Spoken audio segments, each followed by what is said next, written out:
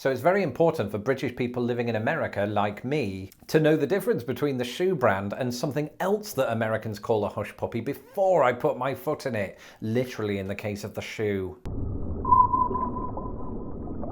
Hello, I'm Lawrence Brown and I'm on a quest to uncover all of the memos that Britain and America lost in the pond, and one of those memos pertains to words. And you and I both know this by now. It's often said that Britain and America are two nations divided by a common language. And what does this mean? It means that English is a prominent language in both countries, but that we have different words and spellings and pronunciations for the same things. But what if I told you right here and now that both Britain and America have things for which the other country doesn't even have words? Well, today I'll be looking at a selection of those from the United States of America, a country I've lived in for the past 13 years. Now, as with all things Britain and America, a lot of these words come back to food, whereas some of them pertain to social customs, the law, and America's obscenely large landscape. And so without further ado, here are 8 American things that Britain doesn't even have a word for.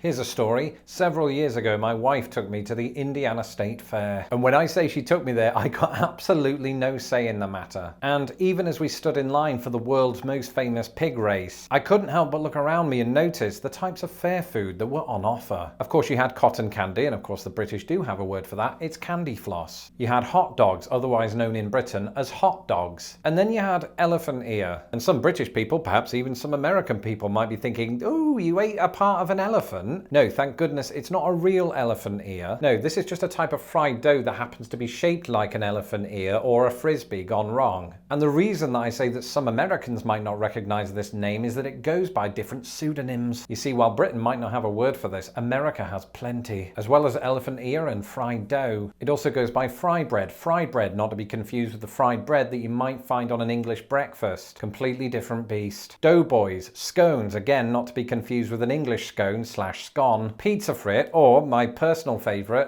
frying saucers. And while we're on the subject of American-derived food, that brings us on to this.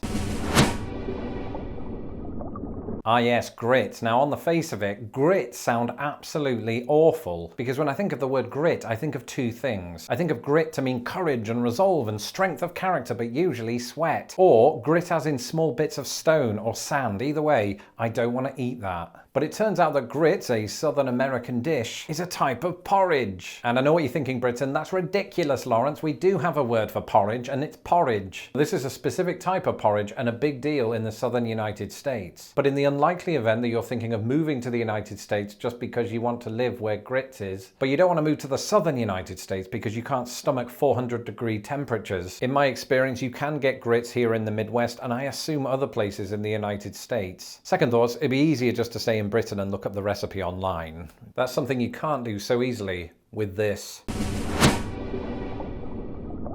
Yes, B-U-T-T-E. Now, before I go any further, it's probably important, in the interest of not being demonetized, that I point out that this word is pronounced butte. And it's probably quite an appropriate pronunciation because buttes are often beautiful, or at the very least, stunning. Now, some people might be thinking, get to the point, what on earth is a butte? Well, a butte is a very specific type of hill, and this specific type of hill is not commonly found in Britain. It's a type of hill that has a flat top and vertical or nearly vertical sides. Think of the Mitten Butte in Monument Valley in Arizona, or Devil's Tower in Wyoming, or to give it its official name, Richard Dreyfuss's mashed potato. And now that we're 3 words into the list, do you want me to go on to number 4? In other words, do you want some more? Do you want some more? Do you want some more? Well, bring it on. You see what I did there? When I first moved to the United States, I was offered a s'more and I turned it down because I was frightened of what it might be. And then somebody described the content, and my love for them from that moment on only grew, just like my waistline. Of course, Americans know what a s'more is, but this is for my British viewers, i.e. my mum. An official s'more is a roasted marshmallow, right, stuck to a slab of chocolate, Sorry for the noises. And together they are sandwiched between a graham cracker, right? And if you're wondering what a graham cracker is, it's similar to what the British would call a digestive biscuit, except it's square and Americans pronounce it graham. And because of the fried marshmallow element to all of this, it's perfect to make one while you're camping. And you might be wondering, why is it called s'more with an apostrophe? Because it's a contraction of some more, meaning that my segue surprisingly made sense for once. Unlike this one, bring on the dogs.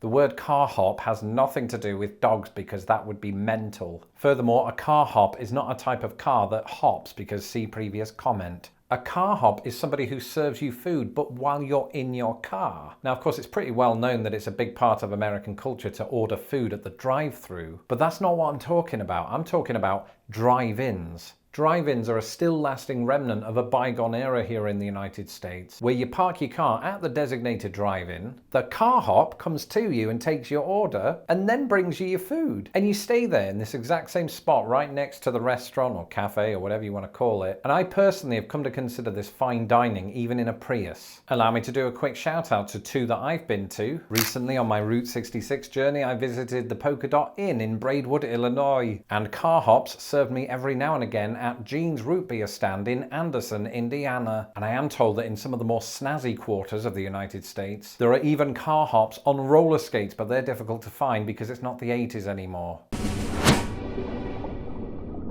Jaywalking. You may remember that I talked about this very topic a few months ago. I had absolutely no idea what jaywalking was. You know, it was a word that cropped up occasionally in films, but I just assumed it was a sport. I thought this was going to be a big deal, right? You know the joke, why did the chicken cross the road? Well, he didn't because he was too much of a chicken. At least that was the case at first, and after my wife had laughed at me 17 times, I started to get the impression that I might be overthinking this. All of the years that I've lived here, I don't think I've ever heard anybody say, "Ooh, did you see Ashley? I think she was jaywalking. Better call the cops." The reason we don't have a word for jaywalking in the UK is because that law doesn't exist. And funnily enough, despite our difficult relationship with rain and drizzle, we also don't have a word for this. Admittedly, perhaps owing to the digital age in which RSVPing or not RSVPing is done at the click of a button, the word RAINCHECK is sadly one I haven't encountered very often since moving here. But I do remember it featuring a lot in American films in the 80s, so that's good enough for me. Basically, when somebody takes a rain check, it's to indicate that that person cannot accept the invitation right now, right? But they'd be happy to turn up in the future. And you might be thinking, why is it called a rain check? Does the coming together of people depend on whether or not it's raining? Sort of. You see, it originated in baseball. A coupon might have been handed to a baseball ticket holder when the game was cancelled due to rain. And that would mean that that coupon holder could then attend the rearranged game without being charged. And while Britain also has a sport with a batsman and a lot of players who just stand around for no reason, the term rain check never caught on. Of course, that could also be something to do with the fact that we often turn down invitations in favour of that non-specific thing that we've got going on this weekend. Either way, Britain doesn't use the word rain check, just like it doesn't use our final entry, unless you're talking about shoes. That's right, Hush Puppy, and to me, and admittedly to millions of Americans, Hush Puppy was and is a brand of shoe. So it's very important for British people living in America, like me, to know the difference between the shoe brand and something else that Americans call a Hush Puppy before I put my foot in it, literally in the case of the shoe. Because in the US, and once again, particularly in the southern US, a Hush Puppy is, once again, another type of fried dough. Specifically, it's a ball about the size of a clementine of deep-fried cornmeal batter. And it sounds disgusting, but it's not. And if there was nobody around to keep an eye on me, I could happily eat 50 of them a day, but I'd no longer be alive. Put it this way, from experience, they do taste better than the shoe. And how do I know that? Because I was 11 years old once. That's it for this episode. Let me know in the comments below some other things that the other country doesn't have a word for. I'm Lawrence Brown. You can follow me on Twitter at LostInThePondUS, and be sure to subscribe to my channel so that my videos don't get lost in the pond. A butte-sized shout out to all of my patrons who make these videos possible. If you would like to become a patron of Lost in the Pond, you can do so at patreon.com/LostInThePond. Until the next video, goodbye.